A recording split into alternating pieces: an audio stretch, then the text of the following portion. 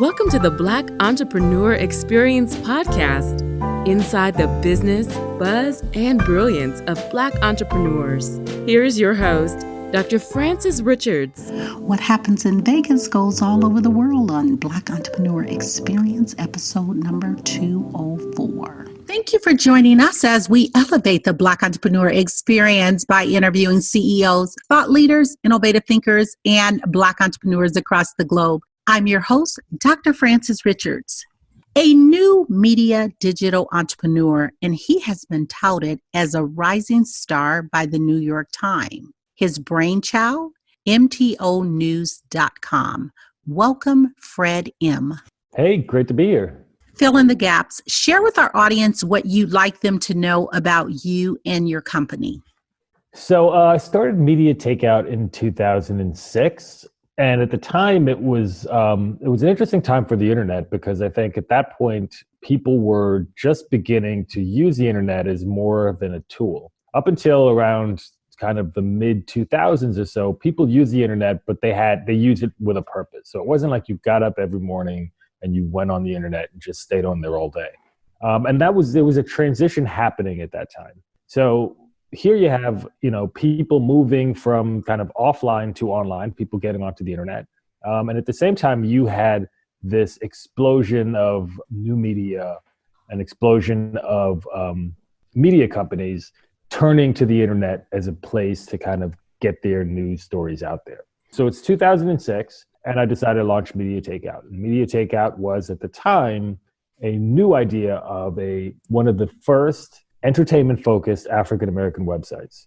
And because we were the first, and because I think we had a lot of really interesting strategies, we quickly became number one, and we've been there now for 16 years.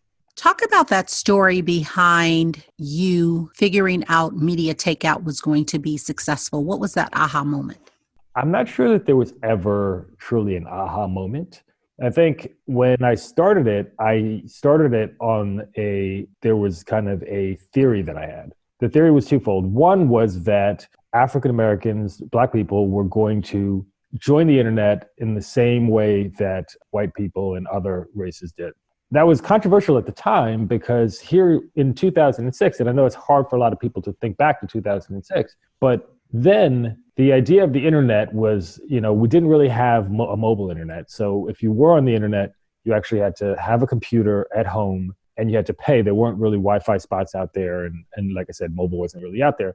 So when you were talking about the internet, you were talking about people with home computers that were willing to pay for the internet. And so at the time, I think a lot of people believed that Black people weren't the sort of people either to have home computers or weren't the sort of people that were willing to pay for the internet.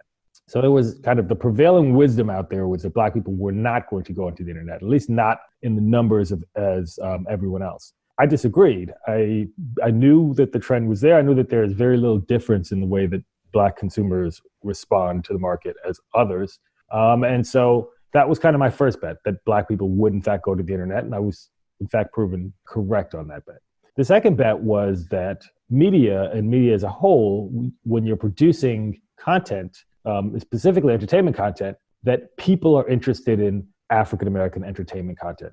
And the bet was kind of twofold, right? One is that not only that Black people, there are sufficient Black people that are interested in African-American entertainers to support a business. And that was kind of the one side of the bet. The other side of the bet was that not only Black people are interested in African-American celebrity news, but everyone is interested in African-American celebrity news. Now, both parts of this second bet were controversial. The first part was largely because people just felt like, well, there aren't really that many Black people in the United States. And like I said, this is crazy talk. And I think now that we're, in 2020, we realize how kind of ridiculous it is for anyone to think this, even though, like I said, in 2006, this was the conventional wisdom, that there really aren't that many Black people out there, and partially that they're not even going to be on the internet, that you wouldn't have a large enough audience to support, and a large enough audience of Black people to support a entertainment website dealing in primarily African-American celebrity news.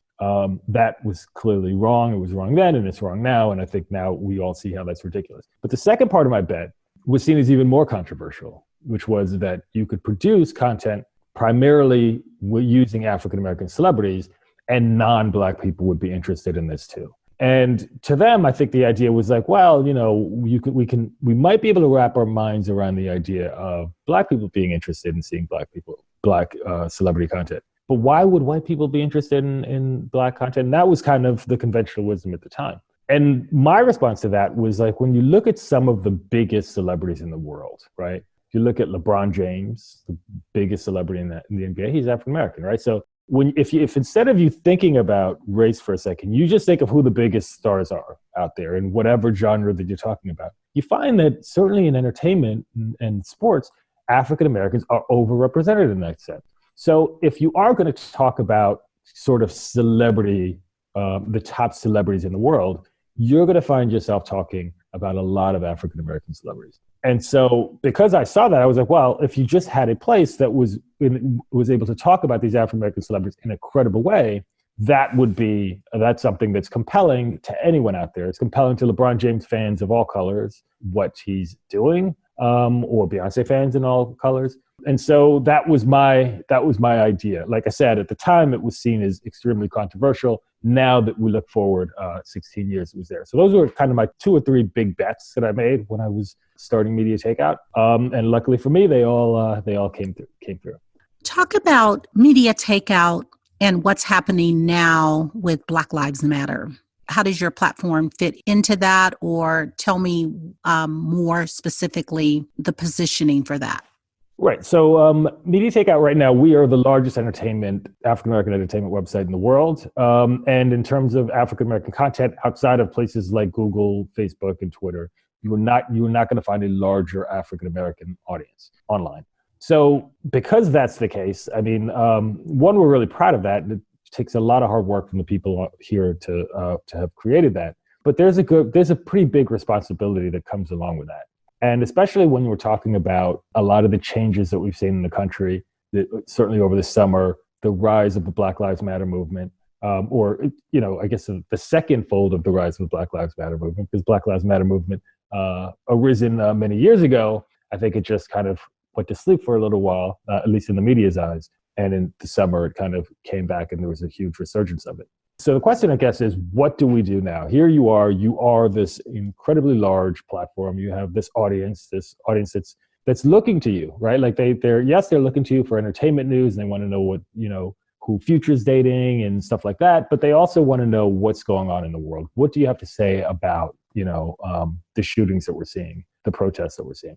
And I think what we did is we've always been extremely focused on our audience and giving our audience what it is that they want. And that's the way that I look at things as a business person and as an entrepreneur. I think that I think that oftentimes there are kind of the best business strategy, and then sometimes there's kind of personal, moral, the best strategy to go with. In this case, this was a very easy decision because both of them were completely in line. From our audience's standpoint, our audience wanted us to talk about what was going on in the streets. And so it made sense to give our audience that.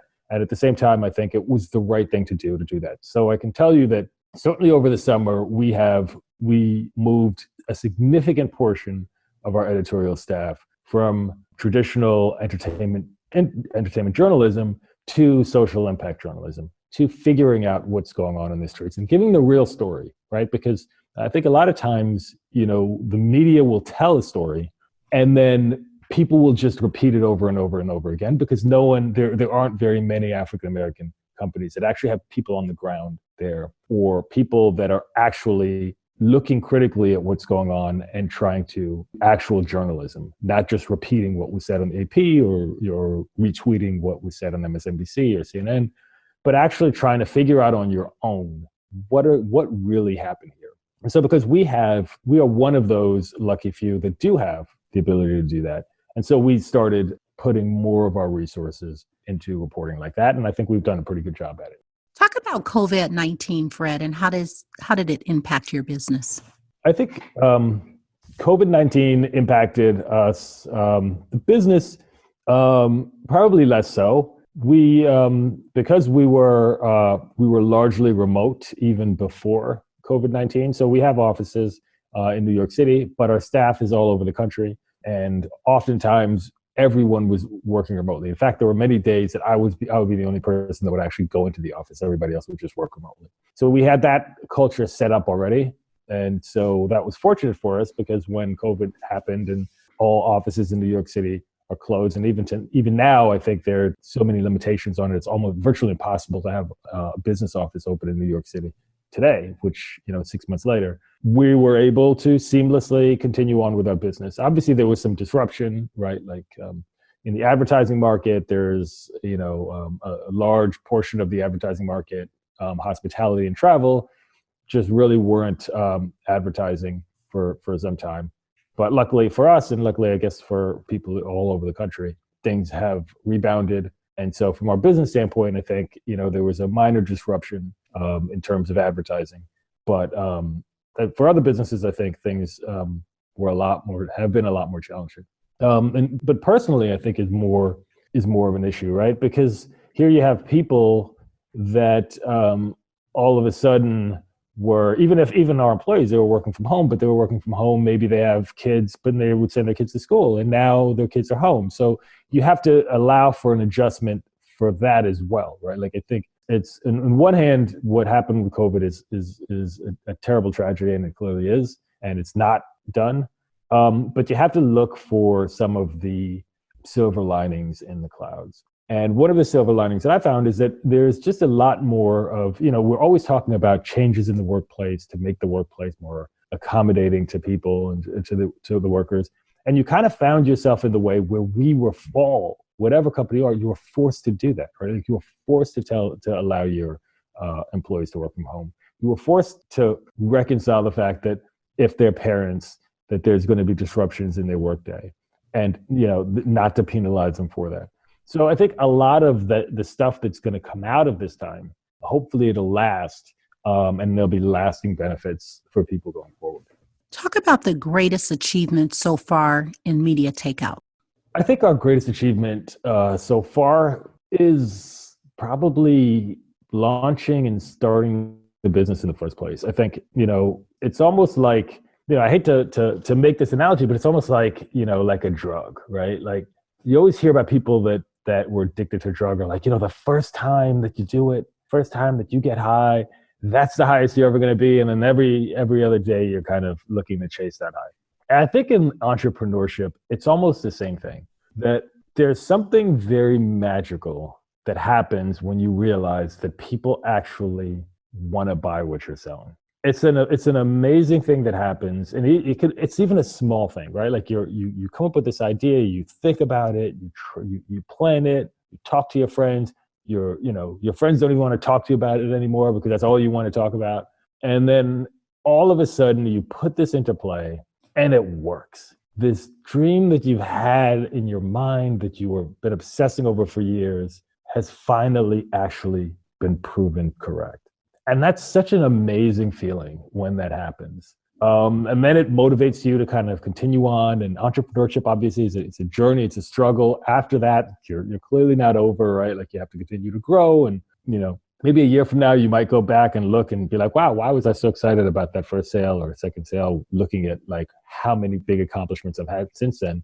But that was such an amazing moment to just say, it's a validation of yourself that, yes, I did this. I can do this. What I thought I could do, I can do. And so to me, that was probably the most pride that I've had. Obviously, there's been a ton of great things that's happened since then. But for me, that first moment, I think, was big.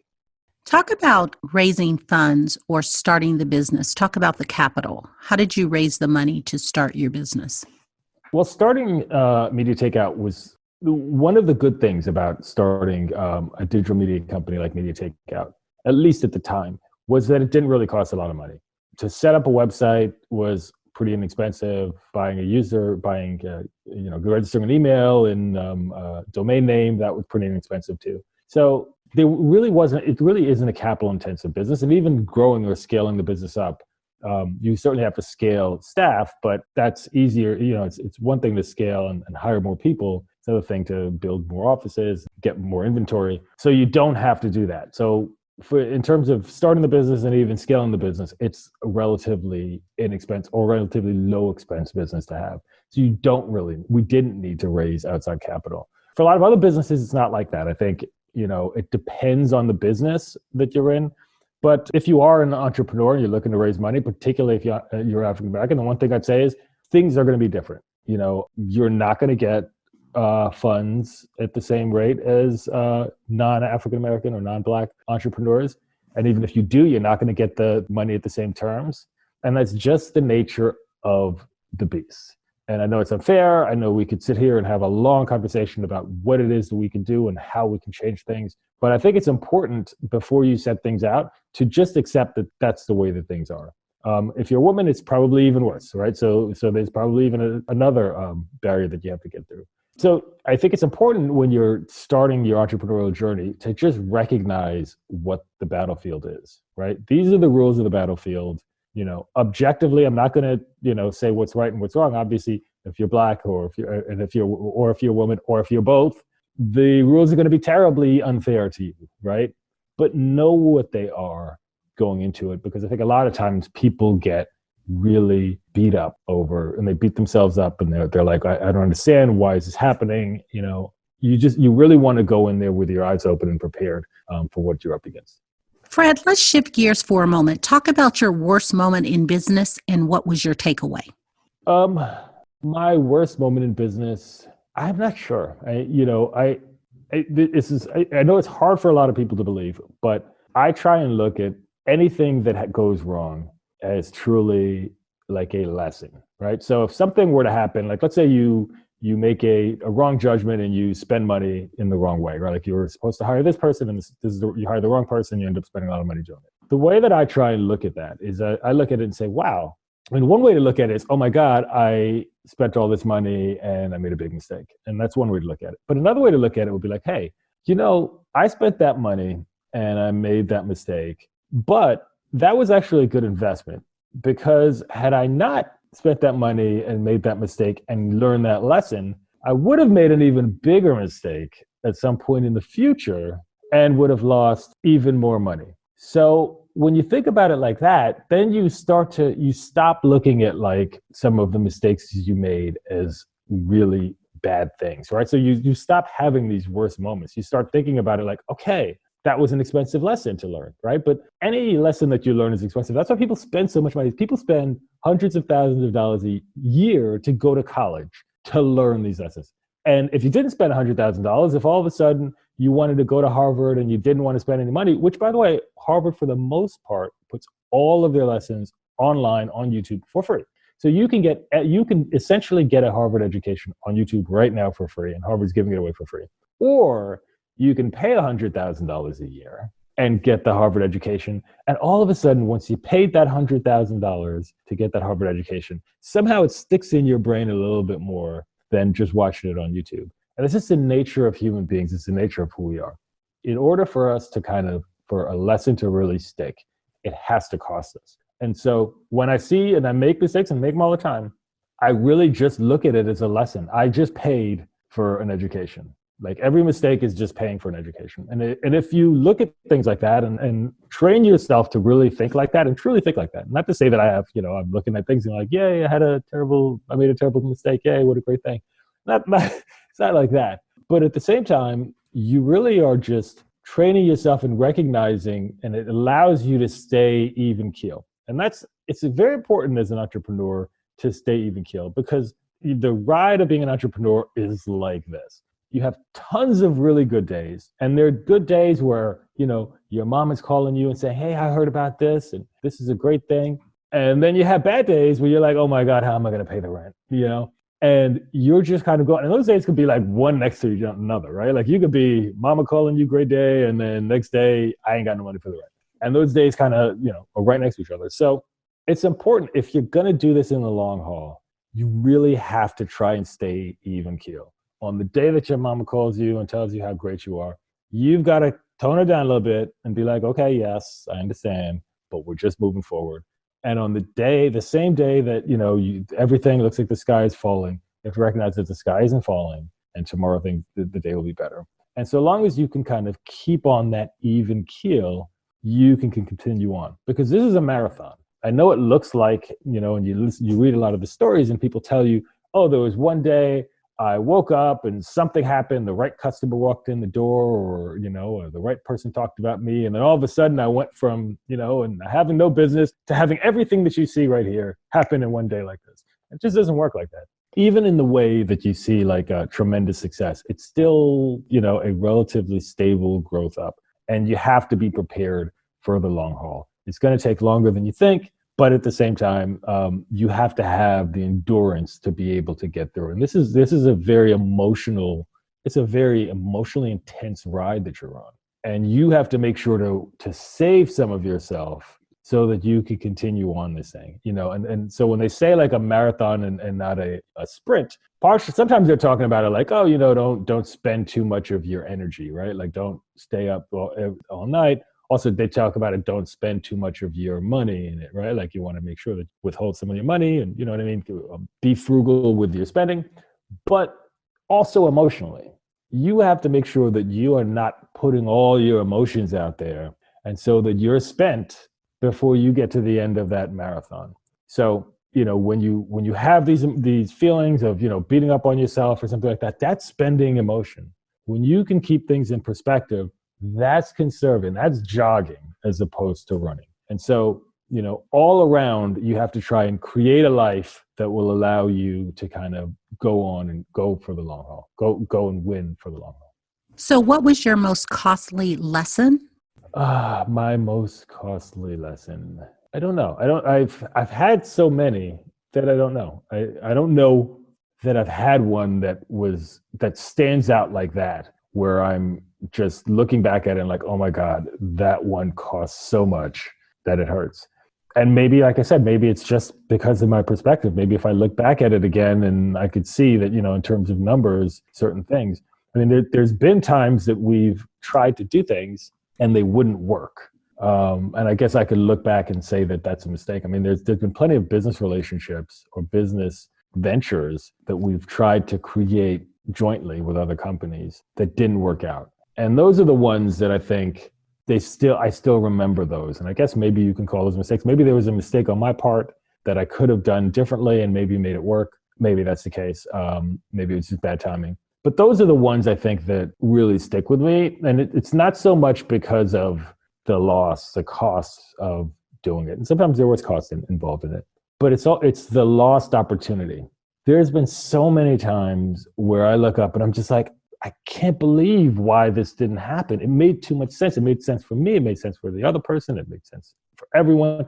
Everyone would have won if we would have done this. And the thing that bothers me a lot more about this stuff is not only is it that everybody would have won on this, everyone sitting at the table knew that they would have won going into it, right? Like sometimes there's uncertainty, right? Like, am I going to win? Are you going to win? But oftentimes there's no uncertainty at all. Oftentimes you can just see it. You could be like, oh my God, you could do the numbers. You could put it together and be like, if we just do this, everyone will make more money. And you would think that when you have a deal like that, it could actually get done. And you find a lot of times that it just can't, especially, unfortunately, with other African-American businesses. Here's a story that I found out. This is empirical evidence. This is not anything that I believed or anything before starting a business. But before I started Media Takeout, I started a laundry service. And what we were doing as a laundry services, we were really incredibly successful at getting a lot of customers in. And so what happened is we actually got more customers than we could service. We had a laundry and dry cleaning and laundry service, and we were over capacity. We got too many customers. We couldn't actually do all the laundry that we got in. So what we started doing is we started going to other laundry services that weren't at capacity. They actually had capacity. And we'd go to them and say, hey, look, we can't service all these people. Can you help us out? Whatever it is, we'll give you whatever, 50 cents a pound for a pound of laundry.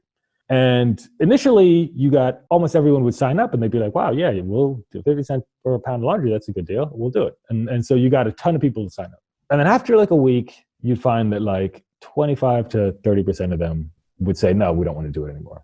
And so then we'd go back to them and we'd say, okay, well, we'll raise the prices. We'll give you 75 cents per pound. And they'd be like, okay, yes, I'll do it. And then after 2 or 3 weeks, they'd come back to you and they'd say, no, we don't want to do it. And then we would go to them and we'd say, okay, we will pay you full retail. So we're still paying wholesale prices, right? Like we will pay you the same amount as if a customer walked in off the street and gave you the laundry. But we're different, right? Like we're guaranteeing you a certain amount of laundry. We're guaranteeing you a certain price, right? Like when you have your customers, you don't know if a customer is going to come in that day or not.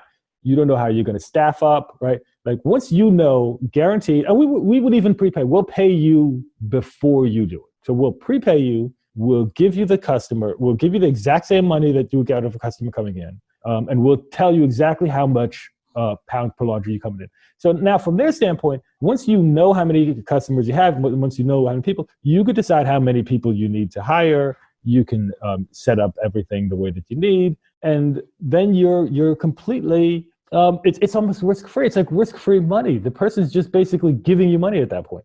And even with that deal, it's almost impossible to get someone to take it. And I couldn't understand. I was like, I don't understand these people. These people are literally leaving. And it wasn't like a small amount of money. They were leaving like $10,000, $15,000 a month on the table, which they just disappeared. Like they're literally saying no to $10,000, $15,000 a month. And so I was like, why are these people doing this? And it took me a while to think it over and figure out what it is. And what I finally realized, at first I was like, oh, is it because I'm Black? Maybe that's part of it, but I think it's only part of it. Then I realized that these people aren't entrepreneurs to make money. They tell you that they're entrepreneurs to make money, but they're not. They're entrepreneurs because they don't want to work for anybody. And when I am giving them all of this money and telling them what to do with their business and explaining to them whatever, I stop being their customer and I start looking like their boss. And that's not what they want. And so what I've learned is that there really are two kinds of entrepreneurs out there. There's an entrepreneur like me who's just out here looking to make money and make business deals. And there's an entrepreneur out there that really just does not want to work for anybody else. And those people, you almost can't do business with them, right? Like, how can I get into any kind of partnership with it? When anything that we get into any partner, you're looking at me like somehow I'm your boss and I'm trying to, boss you around or do something like that to you.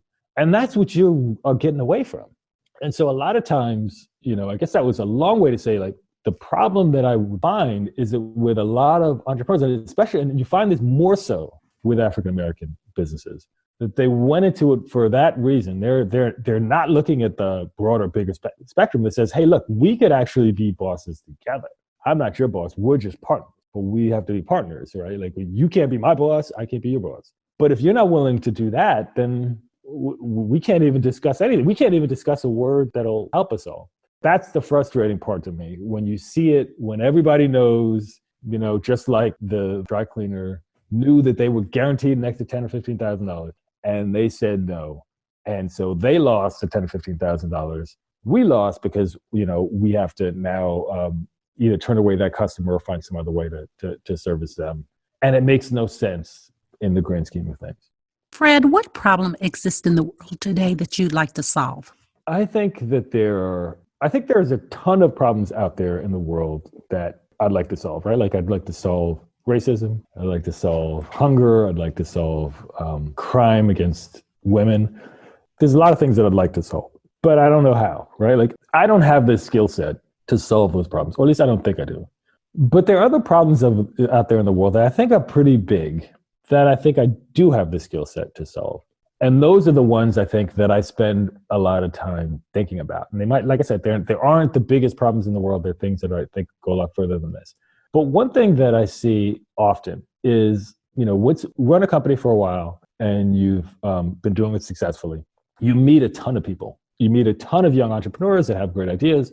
You meet a ton of really successful people running really successful companies. And you get a different perspective. You see the world, I think, a little bit different. Like, I see the business entrepreneurial world differently than I think a lot of other people, just because of my interactions. And so what I see a lot of times is, I see a lot of people that have extremely successful companies. A lot of them are in Silicon Valley. A lot of them with names that many of your people would, or your listeners would know.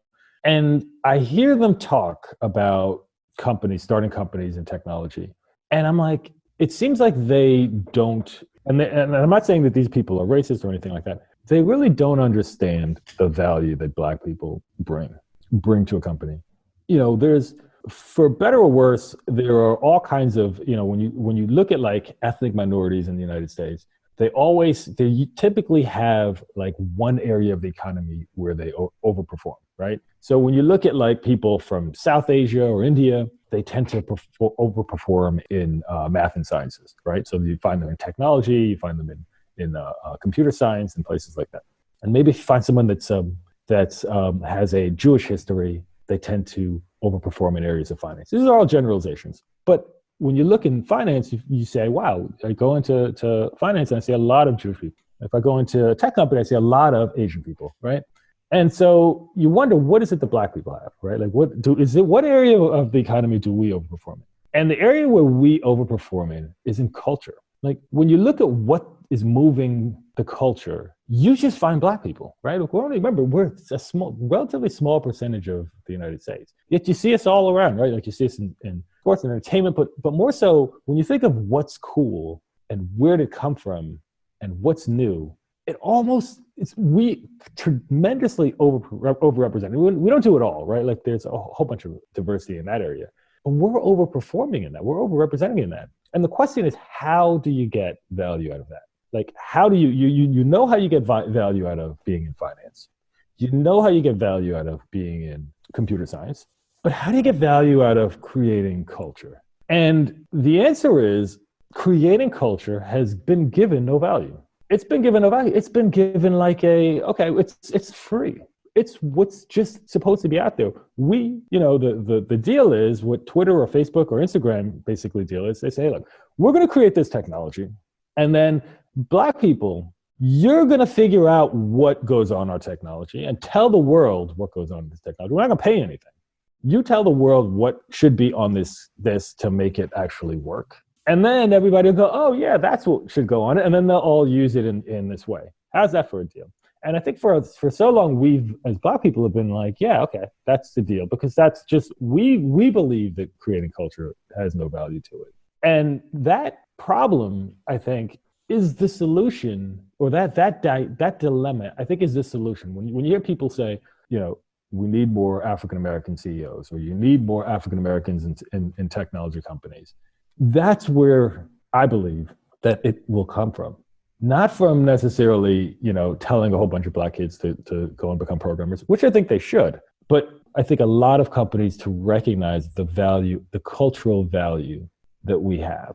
And I think once we can kind of work that out, so I think that's an anomaly. So, I've been saying a lot of words here, so let me try and wrap it all up.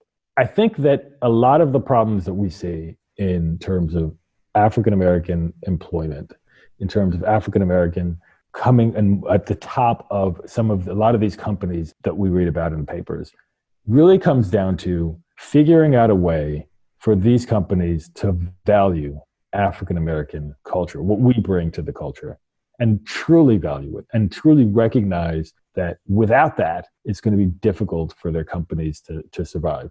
So that problem, like I said, it may be small, is a problem that I think that I could actually add a lot to. So, Fred, there are so many businesses and brands that are successful. Talk about a brand or a business that's successful, that is dominating, that you admire, and why.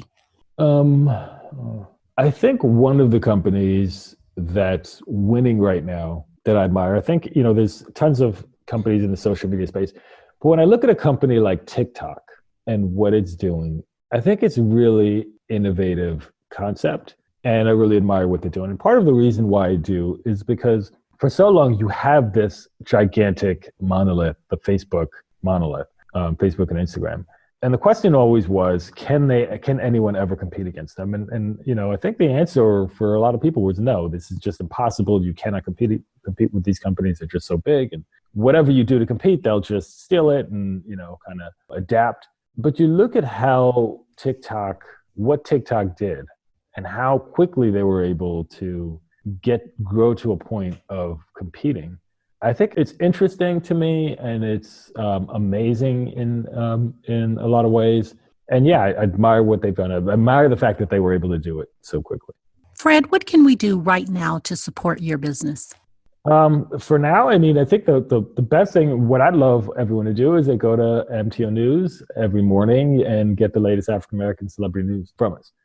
But aside from that, I think supporting me, is really about supporting us all, right? We as Black people need to really start rethinking what it means to be entrepreneurship and what it means to actually partner with each other. And I told that story about, the difficulty of partnering with each other. At one point I was thinking about writing a book. And one of the things that I said is that if I were to do any other business over again, I would never do it without at least one partner, probably two, and maybe even three.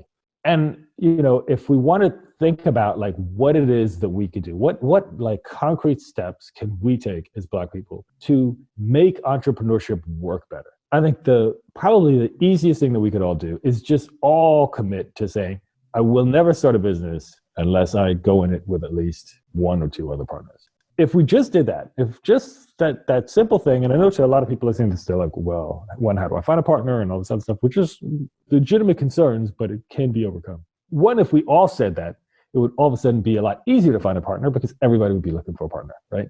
But I also think, and two, I think you'd be more likely to succeed in businesses. And, you could look at any of the business metrics out there. Businesses are far more likely to succeed when they have more than one partner than when they only have one. And then it really, a lot of times what we do is we're already starting from this point of we're not trying to, we came up with this idea, we're not trying to collaborate at all in this. It forces us from the start, from day one, to already be into a collaborative relationship, which I think will help, as you get later and you get bigger and you start deciding whether or not you want to collaborate with outsiders, you've already collaborated, right? Like you're already, collaborating with someone on your partnership. So helping me, like I said, you can visit me to take out. I'm very happy for you all to do that. But think about how to change entrepreneurship to just make it better. Make it better for you, but make it better. This is all about not just me or you. It's about everyone. It's about us. It's about our kids. What's entrepreneurship going to look like for my kids? What I do today and what you do today is going to shape what it's going to look like for them. And I want it to be, I'm at the point in my life where I'm very happy with a lot of the things that I've done. I'm very happy with the success that I've had. I'm thinking about that. I'm thinking about what the world is going to look like for them. And I'd like for all of us to be setting a good foundation so that they don't have to go through the struggles that we've all gone through. So that they're not making the same mistakes that I made or you guys are making. And I think once we start coming together, and you always hear Black people talk about, we got to all come together. We all got to come together. But what they're really saying is y'all got to come together because I'm good over here, right? Like I'm good what I'm doing over here. Y'all come together and then when y'all figure it out and then I'm going to go over it, right? Like that's what we're really saying. But it really comes down to us. Let's all figure out ways to collaborate. And I think that once you even begin to collaborate, that's when you really begin to win, right? Like until you start collaborating with people, you're not winning. You're unlikely to win. Even if you do win, it's probably only for a short period of time. You're not going to be in the game winning for a long period of time unless you're out here making and collaborating with other people. So if you're going to do anything to help me, it's bring on a partner, start collaborating, and promote this idea throughout your entrepreneurial circles. Fred, if you conducted this interview, what is the one question you would have asked yourself? I want you to ask the question and answer it. I were conducting this interview, I probably would have asked myself, I don't know, probably one of the questions that you already did. I probably wrapped whatever the answer that I wanted to get out was wrapped up in one of the questions that you've already asked me. So I don't know. I don't know that I would have answered anything else. I feel like that what I really wanted to get out, I got out during this interview. So whatever that question is, it would have been it would have gotten one of the answers that I already gave you. We've come to the part of our interview. It's called Fun Facts Lightning Round. I'm going to ask you a series of questions, and I want you to give me very quick answers. If there's something you desire not to ask or answer, feel free to say pass. Are you ready for the Fun Facts Lightning Round? Sure. The last movie you saw? I guess in the movie theater, it's been a while since the movie theater's been closed for a while. I think I saw a Dragon Ball Z movie with my sons. I don't know what the name of it was. I think it was Dragon Ball Z Broly. You relax doing what? I relax watching YouTube. Your favorite singer or rapper? Favorite rapper right now is probably Roddy Ricch. Your favorite dance song? My favorite dance song, I don't know. What food you eat every week, no matter what? The food I eat every week, no matter what, is steak. Work out or hit the couch?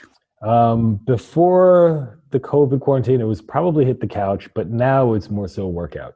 Your first job? My first job was food service at a fast food place called Roy Rogers. Your favorite month? My favorite month is January. That's the month I was born.